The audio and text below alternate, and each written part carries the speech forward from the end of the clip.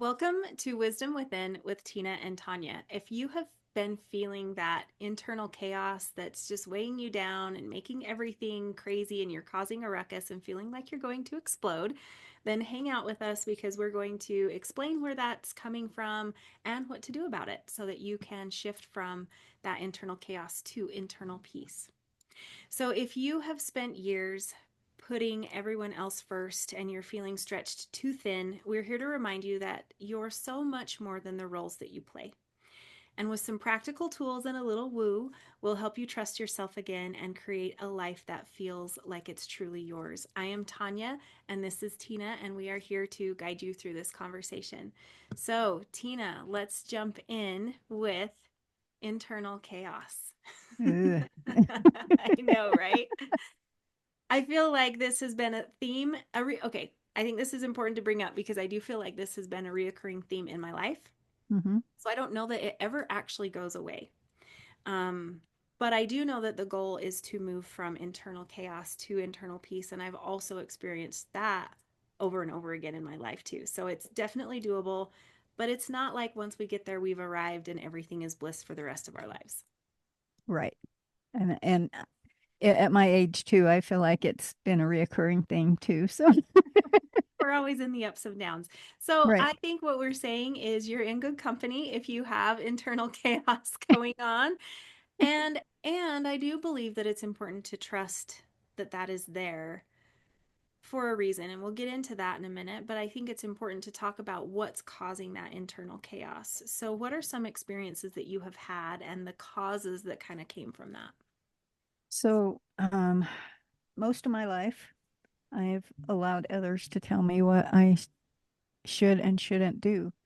And in that I stopped listening to my intuition and just was like, okay, well they said, so I'm going to do that. And in that in doing those things, they may not have been aligned with my values. They might not have been aligned with how I what I really wanted to do. I didn't, and I know it's just like for me, it's like this knot in my gut, and it's like this um clenching, I guess is what it is, and where I'm just feeling like so torn between what I really want to be doing this thing, and I'm actually over here doing this thing. And so it's, I've had relationships I've had that were not right. And I knew it, but it was like, yeah.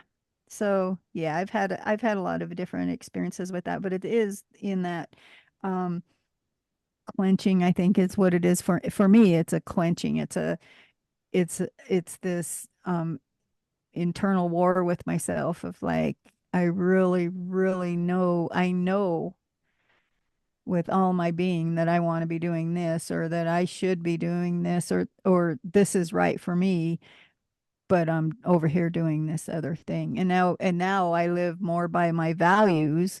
And so when I see something, when I'm doing something that doesn't align with my values, then I'm like, it's I can feel it in my body now. When I was younger, I just knew I was living in this chaos all the time, feeling chaos, and I didn't understand that it was because I was going by what other people were telling me and going by, doing the things that people thought that I should do.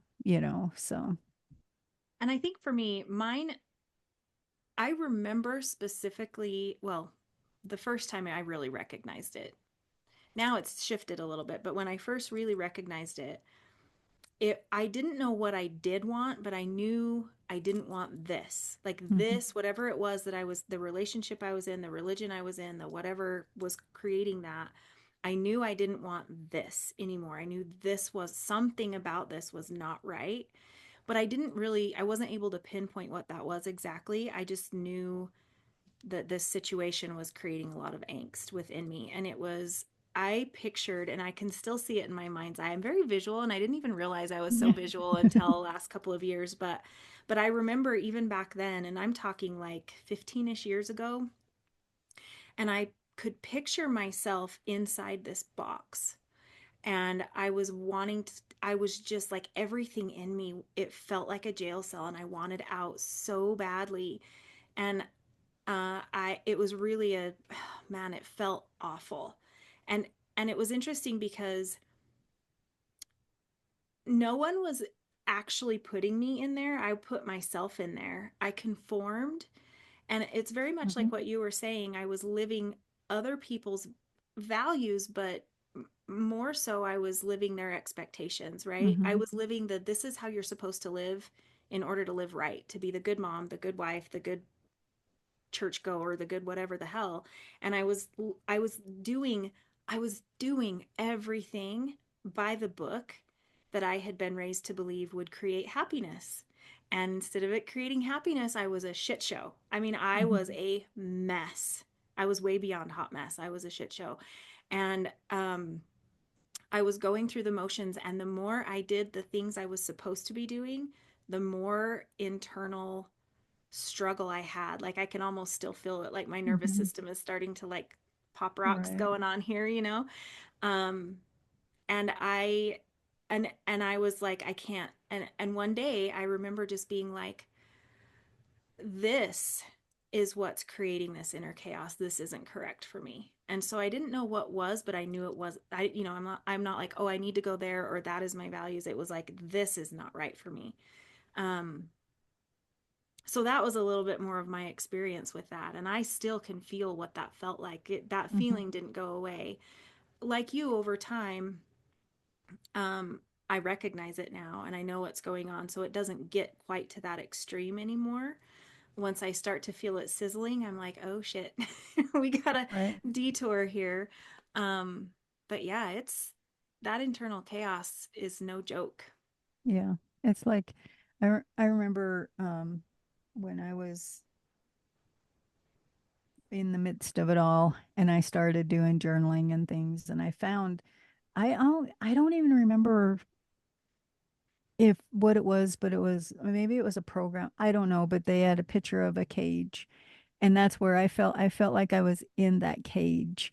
And it was like I was just stuck in the cage and I didn't know how to get out. But like what you said, in reality, I was holding myself in that cage because I was also conforming to what the family wanted or what these people were telling me that I should be doing or all of the things.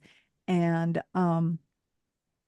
it was I can feel I'm like it's like I'm feeling the anxiousness now, the angst and I also, like for me, I didn't come out of it until I mean, my dad had passed away, so I was in my late 50s. Dad's been gone 7 years, so early 50s, I guess. And so I didn't start realizing that's what it was or that um, I lived in that turmoil for all my life, basically. And then when I finally started realizing that's what it was and moving away from that and starting to do my own thing and starting to understand how I wanted to live and understand how I wanted to feel and how, all those things. And even to the point of totally changing careers. It was like, I used to be an office manager and everything, and all of a sudden I start going to these woo school, this woo school. I start doing Reiki. I took certifications in Reiki. I did all that, but I was in my um, I feel like a late bloomer, but I do but yeah, so I had all that chaos that was with me for most of my life and so now um being able to see it when it happens. And just recently I've gone through the last couple of years. Well, I mean, and we all went through COVID. Where what was that? We all had that inner turmoil through COVID or whatever. And then the last couple of years it's been I've noticed a lot of inner turmoil too, and it's like I said, it's easier for me to acknowledge and to understand that's what it is, but moving through it is not as easy. Sometimes we know it's there, but we don't move through it as easily as we would like. Mm-hmm.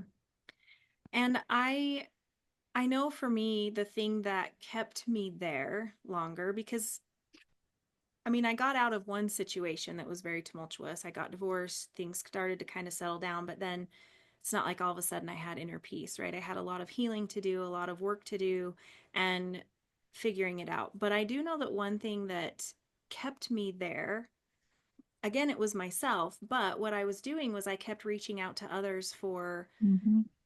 not necessarily help, but what am I doing wrong? And I kept getting, well, you need to do more of this, you need to be doing that. And I was getting this guidance from people who didn't actually see what I was doing, didn't actually see me. And I mean, maybe the guidance was correct for them, but it wasn't working. And so what it was doing was it was actually adding to that inner chaos because it was adding more expectations. Um, it was making me feel like no matter what I did, no matter what I said, no matter what, I was never going to be able to do it right, do it well, do it good enough. Like it was really, and it was receiving that feedback from others that was creating that within my system, that internal chaos and never enoughness. Hmm. And but I didn't realize that was what was going on, so I kept asking for more advice, more guidance, and then it was like the guidance I was getting was like, well, you need to do it more, you need to do it harder, you need to whatever, and I was like, Right. oh, and it just kept stacking on my shoulders. And I remember really getting at a spot where it was like a breaking point, and I was like, I can't do one more fucking thing. I was Hmm. done. And I'm actually incredibly grateful for that moment because it required me to take a step back. And I really was like, if I strip out all the things, what is it that is core to me? What are my priorities? And it really started helping me rebuild myself in that way. Hmm. Um, and I feel like that's a lot of what happens that creates that inner chaos because not only was I receiving that additional guidance, but then I had the people pleasing part that made me feel really bad if, this person told me to do these things. And even if I didn't feel like it was correct for me or whatever, that wasn't going to work, I felt compelled to do it Right. because Because they now, said, yeah. yeah, And I knew they were going to be watching, they're sitting there with their yeah, little scorecard, like, how long is she going to do this? So I yeah. felt, oh, that was a really hard that was hard. And that's one thing. If I could shift something, it would be, yes, I do believe other people have great insight for us, Hmm. but instead of requiring myself to accept it and do it in their way, take it as an option, view Right. it as an option, and see if it feels right. So that's another thing that was really kind of helped keep me in that spot. Yeah. Yeah. Definitely. I know that's probably the biggest thing that kept me in that spot most of my um life too, was just that people pleasing and that always wanting to be accepted, always wanting to be, I need to be the good girl, I need to do the things. And when I when I finally was able to start um listening to my own intuition, and not, because I did that same thing too. I was asking, you know, and sometimes we ask guidance, and I think we've talked about this in a couple of other videos, but we ask guidance outside of ourselves so often, when we really need to kind of look inside ourselves, and that's where we'll be able to find those answers and we'll be able to do the things that we need to do because and that's what finally happened with me was like I was just like at this point of this isn't working for my life sucks.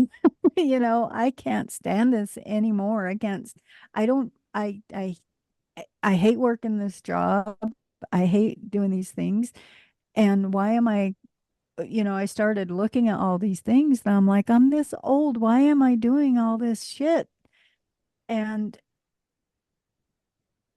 I'm like, I want to do something that supports me. I want to do something just for me. And that's when I started um really working on my inner knowing and my inner self and doing all the healing and doing all the working with people who were not telling me what to do, who were helping me to find those answers within myself. And that's when I finally started to find that inner peace that, and like I said, I still the last couple of years I've had these things going on and it's been um a little chaotic but not near like what I've ever had in my life previously. Mhm. And I've been able to work through it easier, understand it, I guess, and know what's going on and being able to kind of move through it easier. Mhm. And I feel like what you said is absolutely key. Know what's going on. And that is Mhm, what this internal chaos is it's our internal red flag. It is saying, you know, something is not right. And usually we know what the something is. We mhm, might try to not know and we might try to be like, no, no, no, it's fine, it's fine, it's fine. That's what I yeah, was always doing. yep, But usually there, and maybe it's everything, I mean, it might, but when we can distill it down and recognize, okay, this inner chaos is a red flag for me. This is a warning signal. It is letting me know that I am not on the right path. I'm not going in the right direction. Like that is all that it is it's our inner wisdom, our inner mhm, knowing, that wisdom within that is saying this is not correct for you. mhm. And so when we heed that warning, when we pay attention to what that is, then our next step is okay, how do I move away from that? So, what are some of the practices that you use? I know you've mentioned a little bit, but what are some that have been the most helpful for you in kind of moving away from that inner chaos Mhm. and starting to shift to even a little bit more calm, peace, working toward that inner peace? Yeah, like what I said earlier is one of the biggest was working with people who helped me to get in touch with my inner knowing and that were helping me to um meditate, which I struggle with on, in the wintertime. Um Although this winter I've been doing a lot better, but the journaling, different practices like that. But I think I'm trying to think the one that was the one that helped me the most was probably working with somebody who helped me to start understanding that my inner knowing. Helped me to connect with that inner knowing and was like coaching me in ways that I was coming up with the answer. I wasn't, they weren't telling me what I needed to do. Um, and now my practices, they include a lot of different types of things. One of my biggest things is getting out in nature. The other thing that really helps me a lot is when I used to have horses, I loved and I would go out to the horses and just being with them helped me to find that peace within myself and help to calm me in any, horses are so healing and so um that was another thing that really helped me, but I don't have horses anymore. So um, but being outside and being in the elements and being out in nature, and even just, even if it's just a walk in nature, but being able to connect with nature in different ways really, really helps to bring that inner peace to me. I don't know what it is about nature, but she's a healer. I can go out and I can go for a walk and I can put my feet in the water and I'm just like, oh, just and so that's probably a couple of my biggest things is Yeah. that has helped me.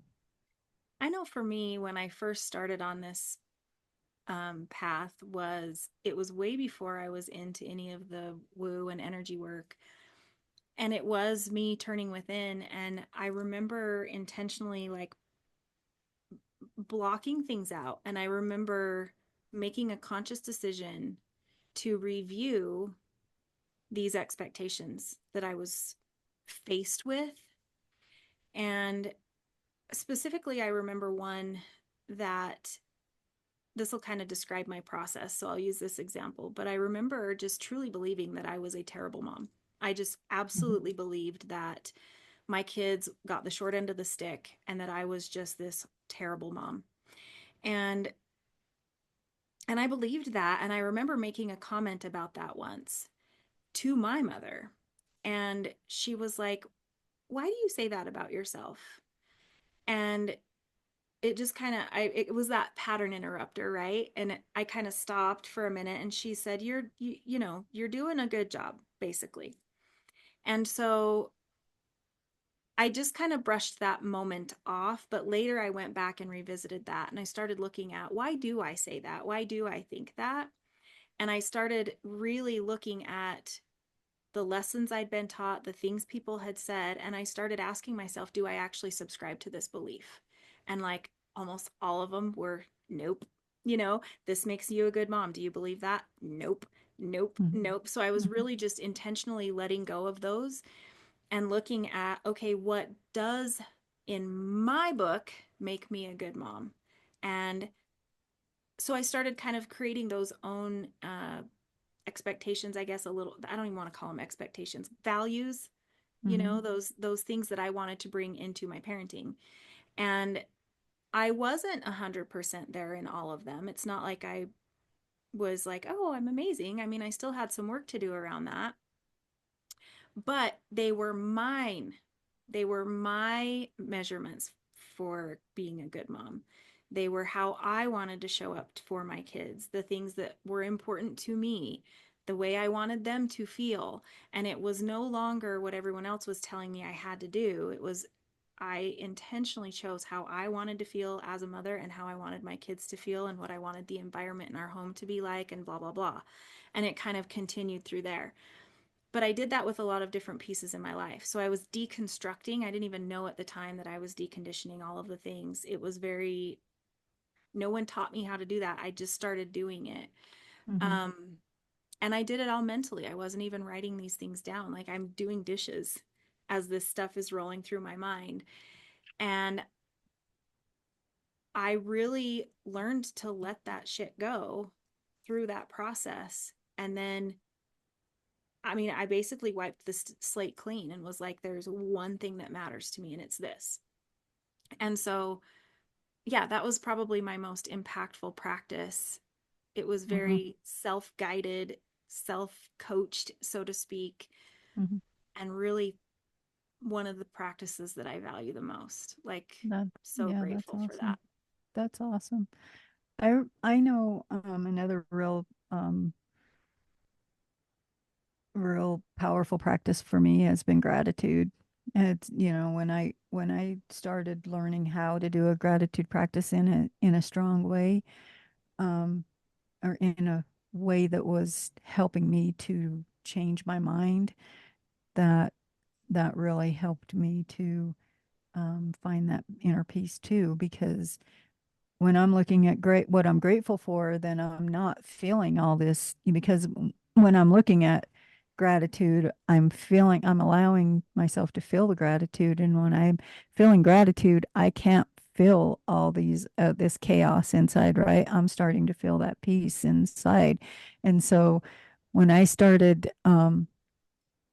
really working with a gratitude practice and I remember I had started doing this before my dad had passed away And when my dad passed away, I had to go take care of all of his shit. I mean, it was this man had so much fucking stuff. It was ridiculous.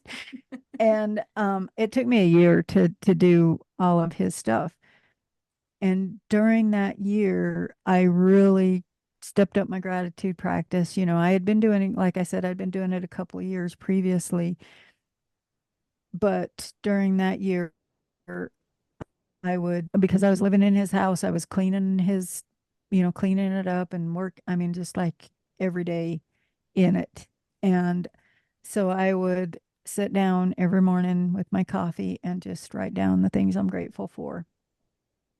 And that really helped to shift my mind and really started helping me to find that inner peace, even in the midst of all of that chaos, because and even if it's just little pockets of peace, right? Because I was in chaos for a year with that, but I found those little pockets of peace, and that, eventually those little pockets of peace start to build, and they start to get, so you have bigger pockets of peace, and then you have longer pockets of peace, and and so I think that's important to acknowledge too, is that even those little tiny pockets that you find that are peaceful, when you're not feeling that chaos inside, when you're not feeling all that anguish and stress inside, those you can build on that, and you can make it a little bit bigger, and you can move it out more too. So I love that pockets of peace. I love the way you worded that. mm-hmm. And I'm thinking of because there were times that I went through when I felt like the whole time was complete chaos, but it wasn't. Mm-hmm. Right? There's never 100% complete chaos. So even if you're in it and you're like, I've been living this internal chaos my entire life, well, you probably have, but you've also Right. had pockets of peace. Mm-hmm. And those are those little times when we exhale, when we get a respite. We all have those too. So it's like, start focusing on those, shifting your attention to being able to, you and I both speak energy. So when we set that Mm-hmm. intention that I want more pockets of peace, then you're going to get more pockets of peace. They're going to be showing up for you more and more. So start watching for them, being aware of them, because I Right. do believe that there is the energetic component, right? And I didn't have that. I mean, I went like almost a decade, I think, in doing a lot of that work myself before I started finding people that could guide me and help me with that. Maybe not a decade, but at least 5 years, a Mm-hmm. significant chunk of time. And the energetic piece, I mean, that's why I'm such a big fan of Reiki and energy work, because it helps to, one of the things that I see in myself and even my clients is there's magic that happens in those sessions, Mm-hmm. and even my teenagers that I do sessions on, we're talking through most of it, and they'll come up and say, well, when you said that, this is the thought that I had. Do you think that's connected? And I'm like, yes, if the thought came up for you, trust that. Go Mm-hmm. with that. Let's talk about it. So we're talking about as I'm doing Reiki, because Reiki, that's one of the things that I love about it, is it helps clear the way for the things that are ready to be, the awareness that's ready to come through, the healing that's ready to come through can. And so I feel like that has been, I don't necessarily want to say a way to expedite the work that I've done, but it's it's cleared the way and paved the way for more peace, right? Oh, here's this Mm-hmm. chaos. Let's clear this. Let's give you the lesson. Let's show you the thing so that you can work through that, shift that mindset, set new perspective, whatever, so that you can move more toward peace. And Mm-hmm. um, so Reiki and energy healing, and at first I was going to energy healers. Now I do that for myself, but sometimes still I'm like, I need to get out of my own way. So I go Yeah. to an energy healer and kind of do that Right. work. But that's been profound for me Mm-hmm. as well. Yeah. Yeah, definitely. I know um energy work is like one of the big things to help with that kind of stuff. And yeah, just like um journaling is another way to be able to move through those chaotic times. And sometimes journaling can keep you in it, so don't don't allow that journaling to keep you in it. But be able to write down the shit. And then even if you want to tear out the page and burn it, because I think that's in those types of situations, I think that's probably a better practice than sitting and writing down all the shit and writing down all the shit and writing down all the shit. Um, like what I've heard you talk about rage on the page. Yeah, rage on the page, but take that page and tear it out and burn it. Or I used to love to art journal, and I would rage on the page and then I would paint a pretty picture over that, you know. And so if you do use journaling, don't allow it to keep you stuck in the chaos. Allow it to be that um help you move through the chaos, but don't stay stuck in it, because I know that I used to do that. I used to, I when I was younger, I would journal and I would journal, and it was always the same shit. It was always like, I'm so fucking sick of this and blah blah, and it was always the same shit. Mm. Always. and and it was never productive, right? So when you're journaling, yeah, I love journaling, and it's one of my favorite tools now. But it I also know that it can keep you stuck in those feelings and in those things, because we're writing it down, and then we look at it and we're write down the same thing over again, instead of allowing ourselves to write down the shit. And then, okay, I released that shit. And then, there's something else going on. Okay, I'm writing this down and I released that. I mean, it's a different feeling than it is just to sit and just, always. I found that when I was doing talk therapy also. I did therapy, and therapists can be very helpful, Mm-hmm. but I found that I was r- redoing the same thing over. It was bringing me back right to it all the time with talk therapy. And for me, it wasn't the right thing. At first, for somebody else, it could have been, it can help with a lot. And you have to find the right therapist, Right. because sometimes the therapist will keep you in that. They just keep you right in it all the time, So just be aware of that, and find the right therapist, because they can really help you to move through that inner chaos, especially if it's really something that's starting to affect your life and starting to affect how you're showing up and how you're doing things in your life. I really feel like it can be a good practice, but don't let it keep you stuck in that chaos, because it can easily if you allow it. Mm-hmm. If you look at your journal, so I've gotten to a point where I look at my journal as a friend almost. Like Mm-hmm. I have a almost a sacred relationship with my journal, and I have poured my heart out on the page. I have raged on it. I have loved on it. I have done all Mm-hmm. those things. But if you think about that as a friendship, if all I ever take is the crap and the sludge and the muck, Right. pretty soon the friend doesn't want to talk to you anymore. The magic is no Yep. longer there. They're like not they're ghosting you, right? Because they're Mm-hmm. like, dude, I can't deal with you. It's too much Mm-hmm. crap. You're swimming in the shit and you're not Mm-hmm. coming out. And so I think that's a lot of like what you're saying with the journaling. And I've noticed that with myself too, where um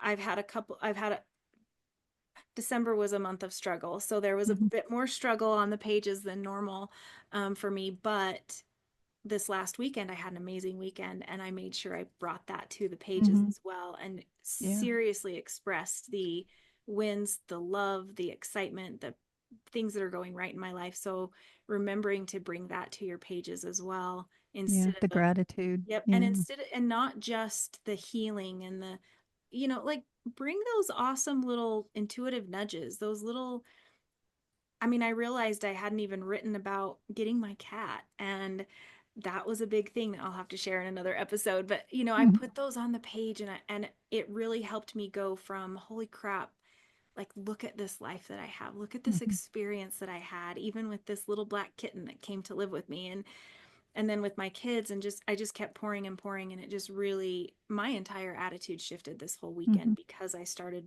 moving out of the struggle and Mm-hmm. writing the struggle and moving into the the beauty. And it Yeah. does create more of that inner peace because you see on the page what's working, what's Yeah. right in your life. And it's very empowering too. Right. Yeah. And it's that mindset shift. Helps you to change your mind, when you're doing those types of journaling too. I mean, like I said, I totally love writing down all the shit, but also bring, like what you said, just bringing in all the good things too, Mhm. because it'll keep you stuck if you just write down all the shit. Yep. Um, And if that's and all you see, then it's time for you to start opening your eyes. yep, This is your wake-up call that if all you see is that nothing's ever going right in your life, then this is your wake-up call to start finding what is going right because right, I promise you there is more going right in your life than what you're acknowledging. So use this as exactly. the invitation to start putting the good things down as well and Yeah. start now, start today. Yep, exactly. I agree. That's totally because, and when we get that, I know I've been there, get that feeling of chaos inside, and it's like everything, it's that angst, it's that clenching, it's that feeling of, I'll never be good enough. I'll never be able to do these things. I'll never be able to be this person. I'll never, and I don't have these things and I don't have that, or and I'm doing all the wrong things and I really, really, really want to do this thing, and we have all of that. And it's human condition, right? We have all of that. But when we can start seeing that little bit of good, even if it's gratitude for, like what you said, when you started your gratitude practice, you have deodorant, gratitude for deodorant, you know, And it's toilet like, paper. and toilet And I'm paper. still very grateful for both of those. Right.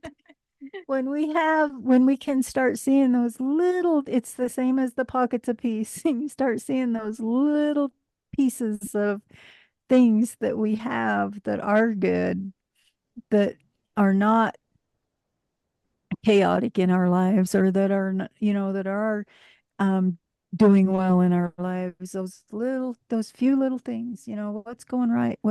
And that's how you start to create um that piece too, is by looking at the things that are good in your life, and those things start to expand, right? And we start to see more of the things that are good in our lives, and we start, oh yeah, I don't feel so chaotic, I don't feel so bad. And pretty soon we have those, like I said, the bigger pockets of peace, where we're like, oh, I have a good life, or I have, or I'm going to do that thing. Mhm. I'm doing it. So, And that inner peace becomes your foundation. right. And it becomes the inner stability and knowing that it's not ever going to last forever. We're going to have ups and downs. Life is happening, but it's the deeper layers of the ocean are solid. They're stable. They're not moving. It's the up top where there's the waves, and Mm-hmm. that's going to continue within us, but we'll have built that foundation of peace within so that as the waves happen on top, they don't go clear down anymore. They're just Yep. up here. And we have those moments when they're up here, but underneath that surface, it's like, yeah, things are not where I want them to be. But inside, I have this peace and I'm coming back to that and I'll figure all this stuff out. And I think the very first step in all of that is intention. It's your word of the year, right? It Mm-hmm. is Yeah. slowing down. It is getting out of the hustle. It is slowing down and being very intentional of looking within, figuring out what's wrong, just that pause of what's going on and being intentional in creating that space for you to be able to figure out Mm-hmm. where's this signal coming from? What aspect of my life is yelling at me and screaming at me right now? Mm-hmm. But it's first by slowing down and being intentional about I want to hear and understand what's coming up that's creating the chaos. And Right. then these practices are what you can do to help understand it, but Uh, it's first creating that space and that right. intention. Yeah, definitely. And with both of us being coaches, we both have that, you have that wheel of life, and you can look at the wheel, and you can picture a circle, and all the little portions of your life.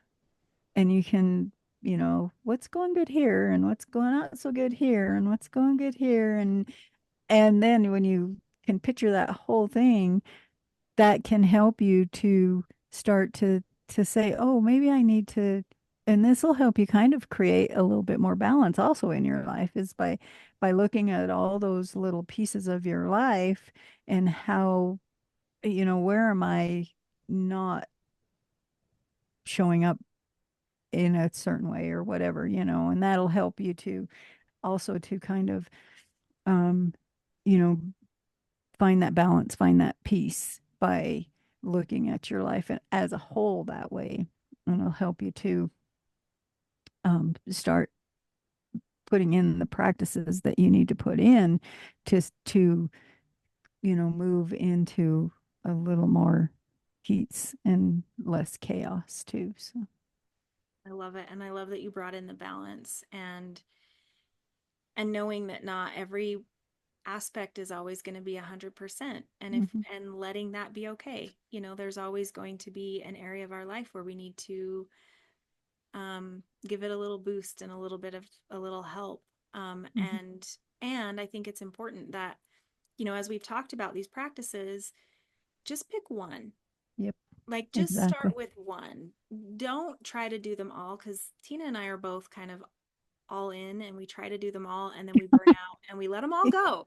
Yeah, um, right. and it's not helpful. So if you can just pick one thing to work on, hmm one of those for the whole month, don't do anything else but that one thing, whether it's meditation, journaling, energy healing, listening to your intuition, whatever it is, one thing that you're going to focus on that month, and just let that be enough. and If and you notice how it changes your that internal chaos. Notice how it changes Right, right. So during that we've month. given you so many ideas. It is not, and I don't do 100% of these all the time hmm either. These Yeah, are me neither. not, I definitely reach for one or another a little more frequently than others, but I don't do all of them 100%. So give yourself permission to not do it 100% or hmm all the things. Just pick one and do that one thing 100% or as close to hmm that as you can. um I think that's really important too, is not to try to start to do it all at once. Yeah, exactly. I agree. Other ideas or things that you want to share on this topic? Um, no. Well, yeah, no, I'm good. I know, I'm like, I have a few more things on the list, but Yeah, we'll save those for another episode. right. We can do those again later. Yeah. Awesome. So how can people find you and work with you if they would like to do this work with you? My website or my Facebook page, probably my Facebook page is the best. It's Lightning Ridge Healing Tools. It's is the name of my Facebook page.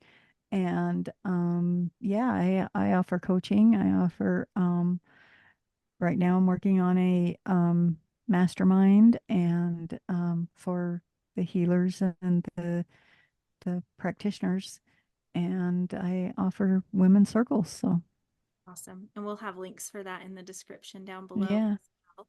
yeah, And we always have our Wisdom Within toolkit, where we take a lot of these topics and we have beautiful PDFs in there for you with a variety of practices for you to visit, and bring these into your life as well. So that's also in the description below. right. And for me, I just finished a new freebie that I'm super excited about, which is Healing the Feminine Through Human Design. So I will have a link for that down below as well. But that one I'm super stoked about. It's beautiful. It's really pretty. So I'm super It is. excited. It And is my shirt beautiful. today even matches it. So there's Yeah. but it's very much looking at each of our different centers that we have within human design, and seeing where the feminine wounding can come in each of those centers. So there's practices within there on how to help you through that, and reflection and all kinds of good stuff also. So I'll have Mhm. that in the description below. And then, of course, I always have Reiki sessions that you can do, human design sessions. And then I have um, my private coaching offer is the Unbound. It's Becoming Unbound. It's helping you Mhm. break those chains, becoming unbound. And I'll put a link for that down below as well, so you can learn more about that if you're interested in that also. Yeah. Awesome. Awesome. Okay, with that, do you want to close the Yeah. circle for us a little bit? Ground us? Take a deep breath in, bring yourself back, feel the weight of your body in the chair. Ah, yeah. Okay. Releasing that internal chaos, bringing in Yes. the peace. Yes. Awesome. All right. Thanks, you guys, and we will see you soon. See you soon.